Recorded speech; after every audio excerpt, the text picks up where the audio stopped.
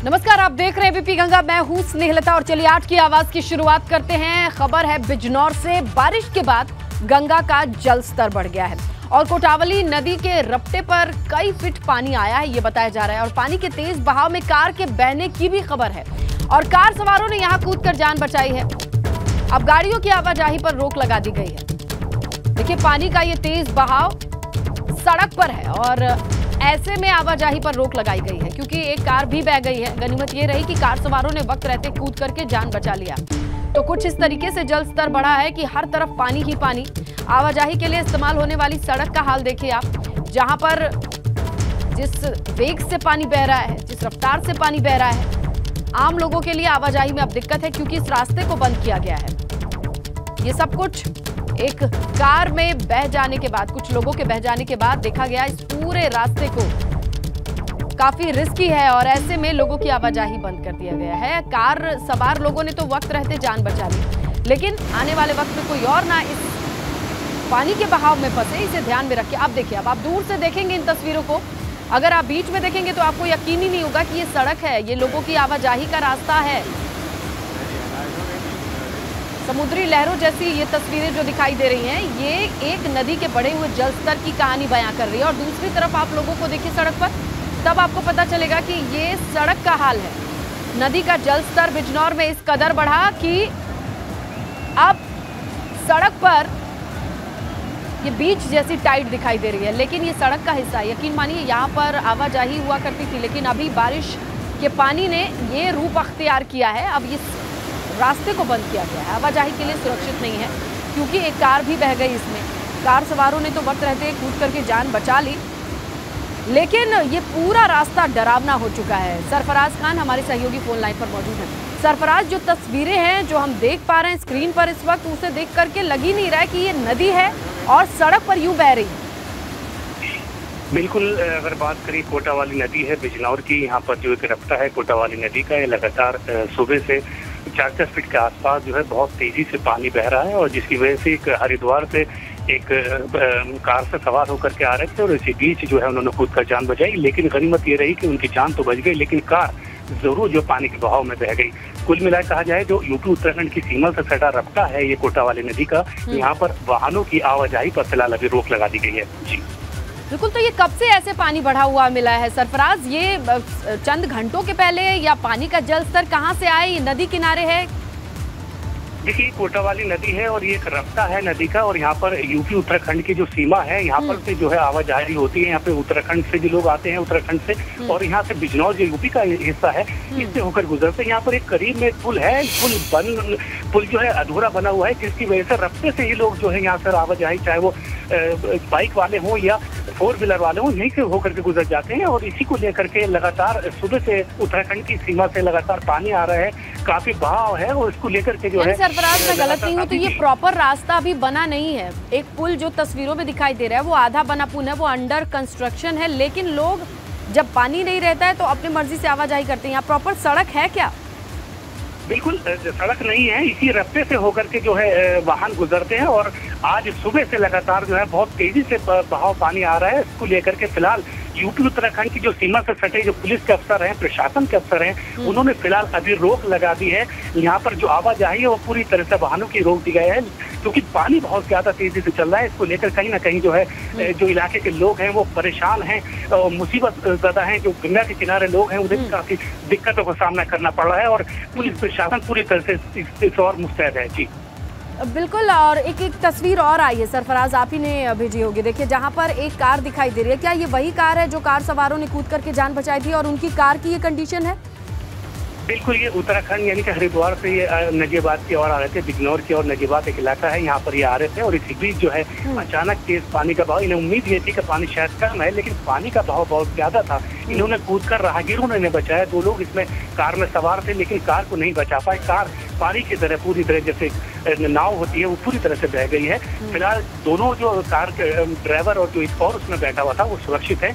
इलाके के लोगों ने उन्हें बचा लिया रेस्क्यू करके। बिल्कुल सरफराज, ये तस्वीरें, ये जानकारी बेहद अहम है, खासकर बॉर्डर वाला इलाका है। यहाँ अगर चौकसी नहीं बरती जाएगी तो एक यहाँ गनीमत बस यही रही कि जान बच गई, वरना इस कार के साथ अगर ये शख्स भी बह जाते, स्थानीय लोग वक्त रहते मदद नहीं कर पाते। तो मामला कुछ और होता, खबर कुछ और होती। लेकिन ये एक टेम्पररी रास्ता है, आपको बताएं, उत्तराखंड और उत्तर प्रदेश को जोड़ने वाला। शुक्रिया सरफराज। तमाम जानकारी के लिए आगे बढ़ेंगे, बात करेंगे गाजियाबाद से आई खबर, जहां इंदिरापुरम क्षेत्र के वसुंधरा में मुठभेड़ की खबर मिल रही है। पुलिस और अपराधियों के बीच मुठभेड़ हुई है।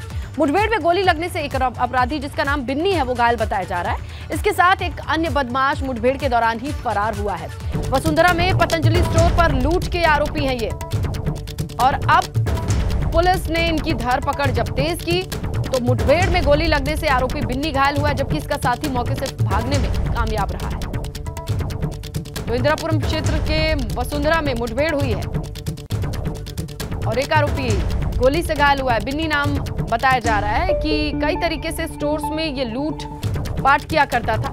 ये देखिए, यहाँ पतंजलि स्टोर में सबूत के तौर पर सीसीटीवी फुटेज में ये शख्स बिन्नी है, लूटपाट करते पाया भी गया था। और अब देखिए, अब ये पुलिस के हत्थे चढ़ चुका है।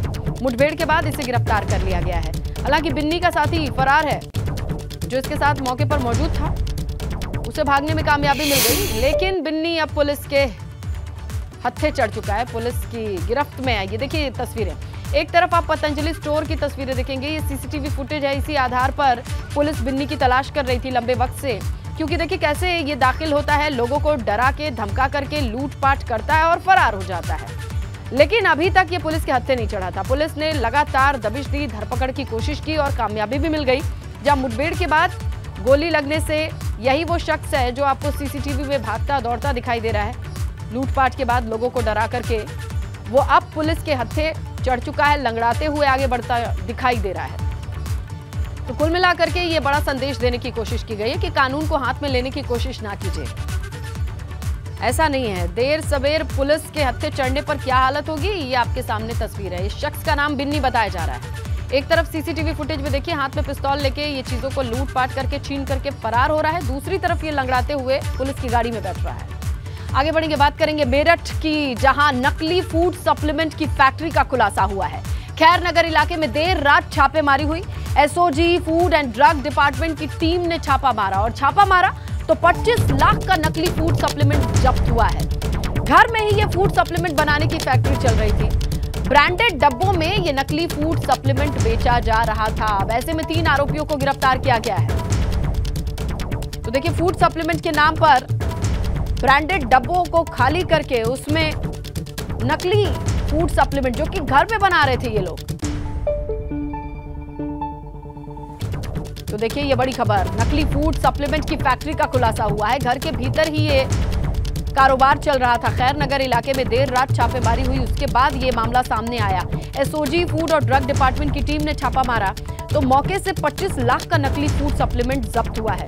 सोचिए कितनी बड़ी खेप इन्होंने मार्केट में बेची होगी, कितनी बड़ी खेप लोगों ने खरीदी होगी, और अब उनके शरीर को इससे नुकसान भी हो रहा होगा। लेकिन गनीमत ये रही कि छापेमारी के बाद इस फैक्ट्री का भांडाफोड़ हुआ है।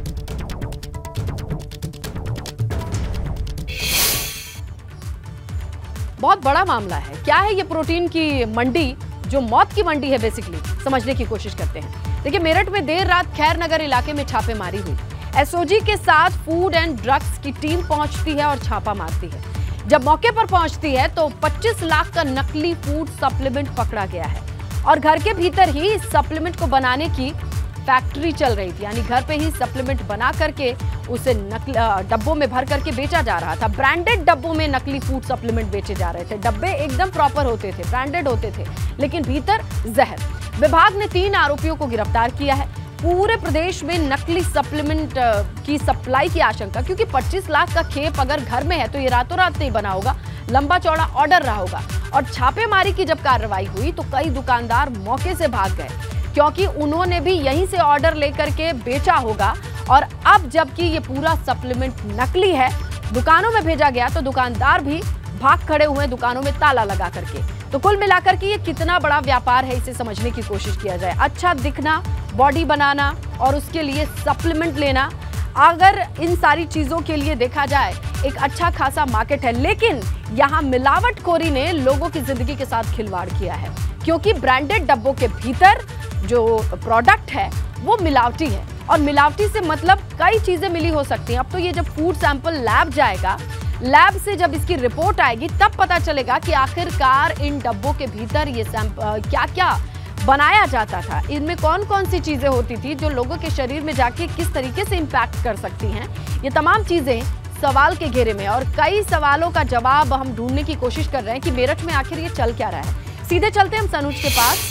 और सनुज, युवाओं में बहुत क्रेज होता है और इसमें कुछ गलत नहीं है, अपना ध्यान रखना या फिर अपने शरीर का ध्यान रखना, और बॉडी बिल्डिंग एथलीट करते हैं, ये एक कंपटीशन होता है, ये एक स्पोर्ट्स है।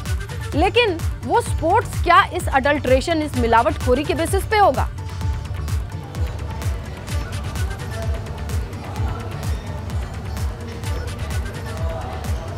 नहीं, बिल्कुल। देखिए, युवाओं का एक सपना होता है वो हिट रहें, फिट रहें, बिल्कुल अलग जब जाएं तो अलग दिखाई दे। और ये पहले एक जिम की तस्वीर मैं आपको दिखा देता हूं।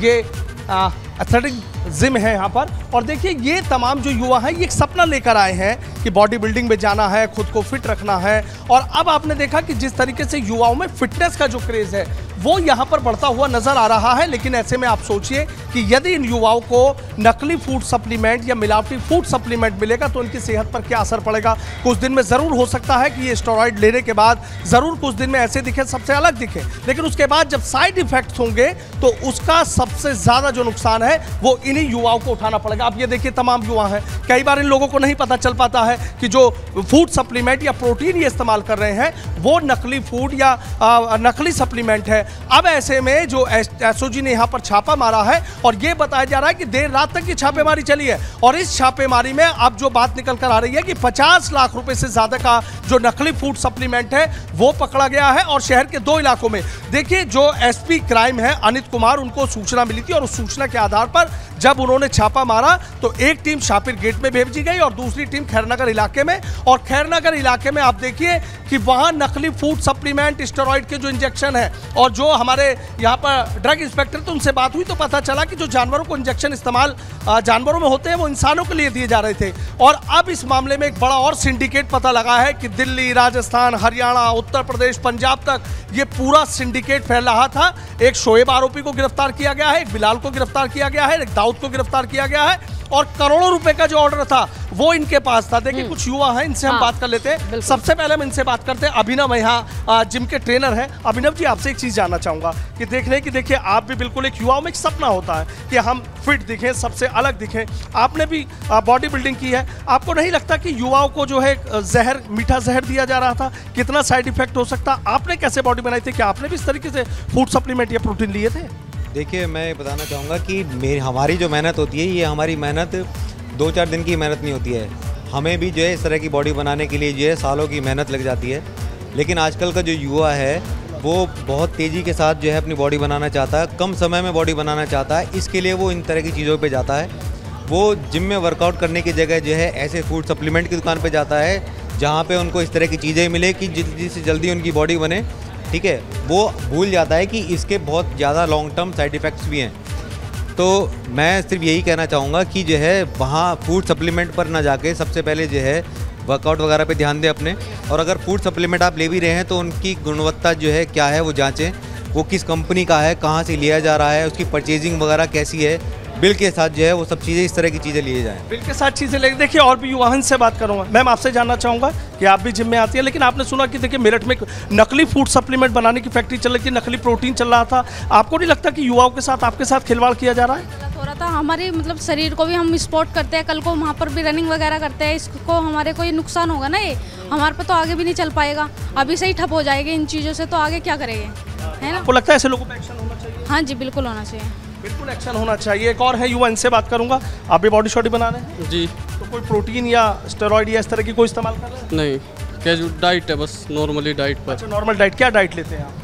मेरी डाइट तो अंडे है, चिकन वगैरह है, यही है, और सिंपल सी जो होती है ओट्स वगैरह, पीनट्स बटर, यही सब चीज़ नॉर्मली डाइट चलती है। लेकिन जो होता है ना स्टेरॉइड का जो चक्कर होता है वो है फास्ट रनिंग, मतलब जल्दी के चक्कर में, बनाने के चक्कर में इंसान वो ले लेते हैं। जैसे आते हैं कोई भी नया, अगर नया आया कि ऐसी बॉडी बनानी है, भाई स्टेरॉइड ले ले 2 महीने में बन जाएगी, पर ऐसा नहीं है यार, क्योंकि जिम करने में मुझे भी कम से कम 5-6 साल हो गए, ऐसी बॉडी नहीं बनती। इन लोगों से बातचीत कीजिए, किसी भी सक्सेस का शॉर्टकट नहीं है, आपको लंबे रास्ते से ही जाना होगा। शुक्रिया सनुज तमाम लोगों से बातचीत करने के लिए, इन तस्वीरों के लिए। आगे बढ़ेंगे, बात करेंगे।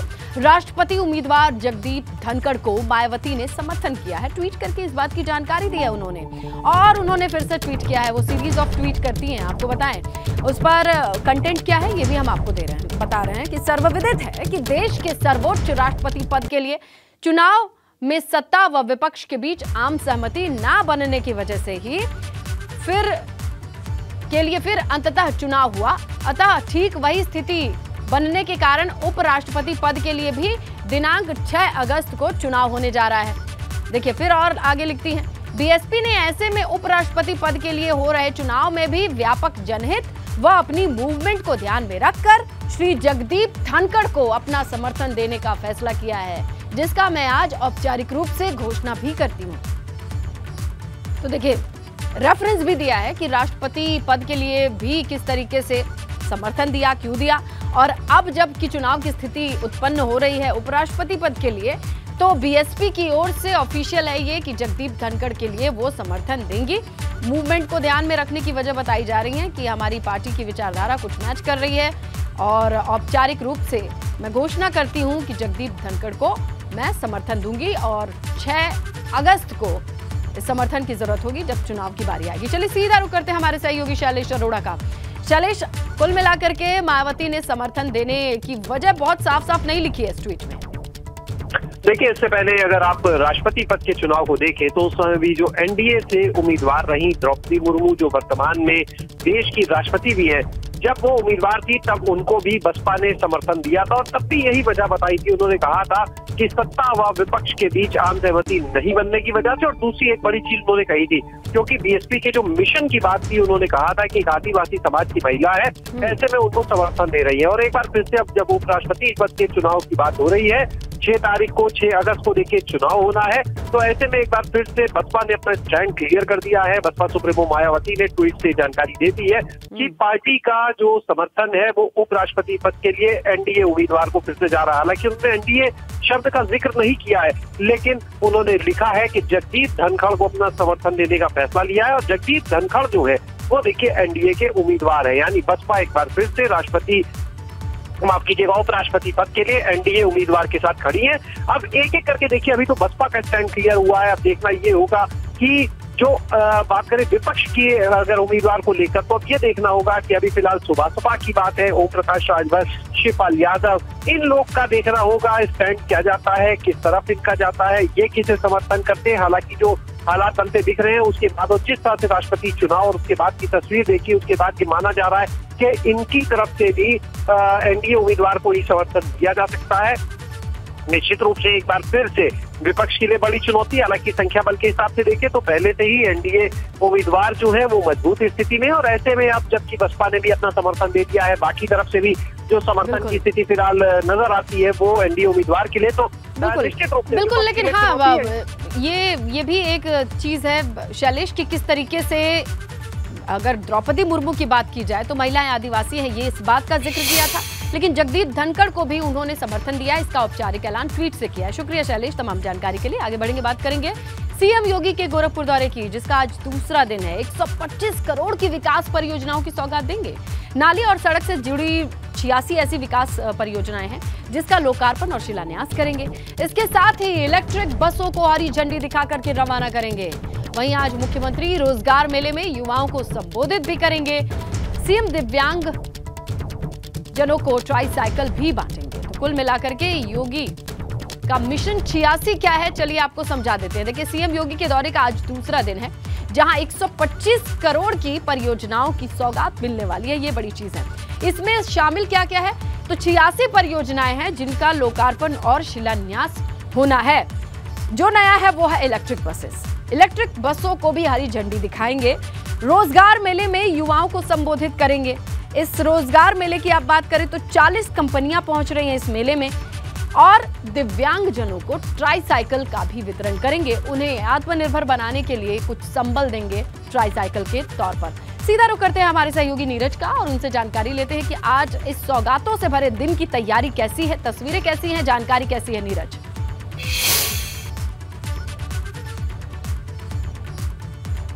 बता दें कि मुख्यमंत्री के दौरे का दूसरा दिन है और जो शुरुआत होती है गोरखपुर में वो उनकी दैनिक दिनचर्या से होती है। जनता दर्शन में मुख्यमंत्री पहुंचे हैं और इसके बाद गौशाला भी हो जाते हैं और तमाम मंदिरों में पूजा पाठ करने के बाद सुबह 11 बजे वो पहुंचेंगे रोजगार मेले में। मदन मोहन मालवीय प्रौद्योगिकी विश्वविद्यालय में ये मेला लग रहा है और रोजगार मेले में 10,000 युवाओं को अपना भविष्य संवारने का मौका मिलेगा और जो कंपनियां आ रही हैं, बड़ी बड़ी कंपनियां आ रही हैं, उसमें वो अवसर पाएंगे अपना इंटरव्यू देने का। साक्षात्कार के साथ ही उन्हें ज्वाइनिंग भी मिलेगी। तो ये ITI और पॉलिटेक्निक से जुड़े युवा हैं और इनको रोजगार का एक अवसर मिल रहा है। इसके साथ ही नगर निगम की 125 करोड़ की जो परियोजनाएं हैं उसका भी शिलान्यास और लोकार्पण मुख्यमंत्री के हाथों होना और इसके अलावा 10 इलेक्ट्रिक बसें गोरखपुर वासियों को सौगात के रूप में मिल रही हैं जो अलग अलग रूटों पर चलेंगी और इसके साथ ही दिव्यांगजनों को ट्राईसाइकिल भी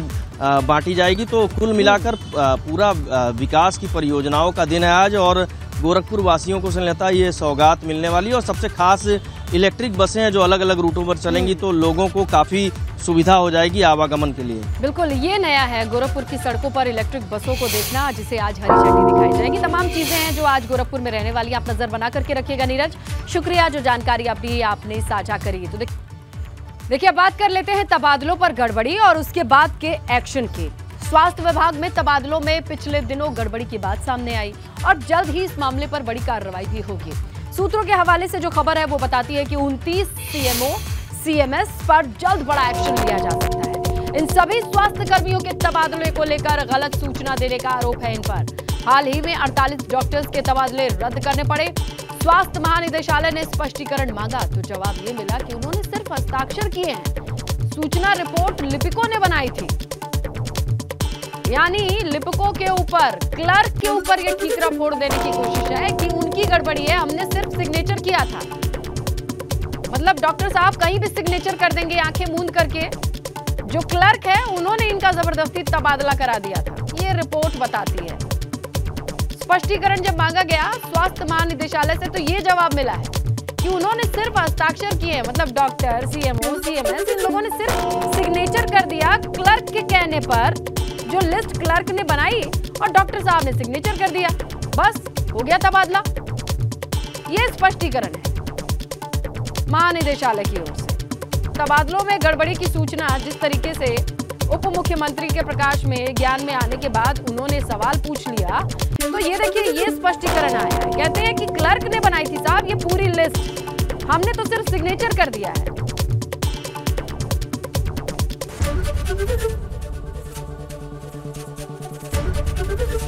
ABP गंगा, खबर आपकी, जुबान आपकी।